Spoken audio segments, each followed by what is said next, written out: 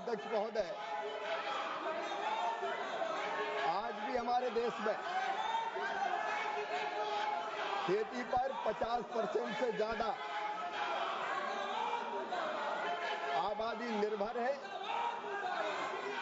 और खेती को लाभ का धंधा बनाने के लिए एक नहीं अनेकों उपाय सरकार कर रही है। एक बात मैं पूरी गंभीरता के साथ कहना चाहता हूं माननीय अध्यक्ष महोदय, हमारी खेती पर वैसे ही बड़ी जनसंख्या निर्भर है और जो निर्भर जनसंख्या है वो फायदे की खेती करे। इसके लिए हमने मोदी जी के नेतृत्व में 6 सूत्री योजना बनाई है माननीय अध्यक्ष महोदय। एक, उत्पादन बढ़ाना, दूसरे, उत्पादन की लागत घटाना, तीसरे, उत्पादन के ठीक दाम देना, चौथा, नुकसान हो जाए तो उसकी भरपाई करना, पांचवा, कृषि का विविधीकरण और छठवां, जैविक और प्राकृतिक खेती। और मुझे बताते हुए खुशी माननीय अध्यक्ष महोदय कि पिछले 6 साल में किसानों की आय लगभग 60% मोदी जी के नेतृत्व में बढ़ाने का काम हुआ है। 60%। ये आंकड़े माननीय अध्यक्ष महोदय जो मैं आपके सामने रखना चाहता हूं, किसानों की आय अगर राज्यवार देखें तो आंध्र प्रदेश में 12-13 तक थी केवल 5,979 रुपया, अब बढ़ के हो गई 10,480 रुपया। अरुणाचल प्रदेश में 10,869 थी, बढ़ के हो गई 19,225 रुपया।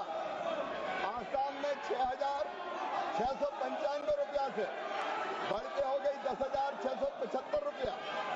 बिहार में 3,558 से बढ़ के हो गई 7,542।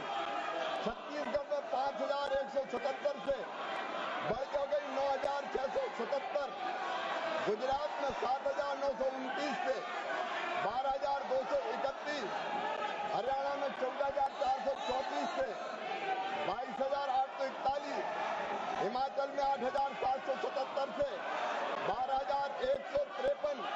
और इस तरह अगर अखिल भारतीय स्तर पर अगर देखा जाए माननीय अध्यक्ष महोदय, पश्चिम बंगाल में भी 3,890 से 6,742, कुल मिला के 6,426 रुपए से बढ़ के ये हो गई है 10,218 रुपया। 59% से ज्यादा आय बढ़ी है और आय बढ़ाने के उपाय लगातार सरकार आगे भी करती रहेगी। हाँ, इतना जरूर है माननीय अध्यक्ष महोदय कि कृषि से जनसंख्या का बोझ घटे और कृषि कार्य के अलावा बाकी कार्यों में भी अगर एक किसान के 3 बेटे हैं तो 2 खेती करे, एक किसी दूसरे काम में जाए।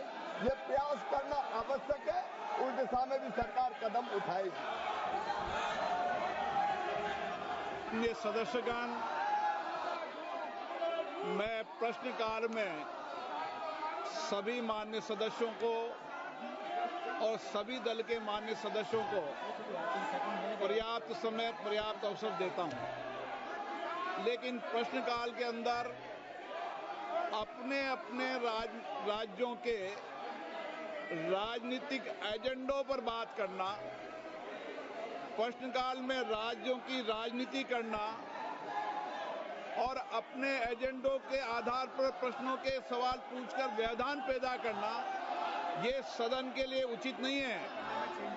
प्रश्नकाल आप सवाल पूछ सकते हैं, मंत्री जी की जवाब देते कर सकते हैं, लेकिन प्रश्नकाल के अंदर अपने राज्यों को एजेंडों को, राजनीतिक एजेंडों को सवाल पूछना, राजनीतिक एजेंडों को लाना, ये सदन की मर्यादाओं के अनुरूप नहीं है। मैं पुनः आग्रह करना चाहता हूं, ये सदन प्रश्नकाल हो चाहे डिबेट हो, सहमति असहमति का है।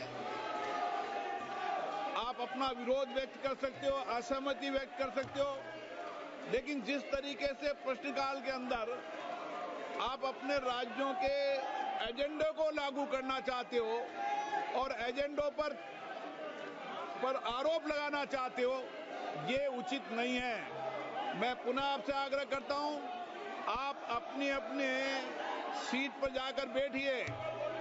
मैंने सभी को पर्याप्त समय, पर्याप्त अवसर दिया। आप फिर आग्रह कर रहा हूं, अपनी सीट पर जाके बैठिए। सदन की कार्रवाई, आप प्रश्नकाल नहीं चलाना चाहते, आप सदन में नियोजित तरीके से व्यवधान, गतिरोध पैदा करना चाहते हैं, ये उचित नहीं है। सदन की कार्रवाई आज 12 बजे तक के लिए स्थगित की जाती है।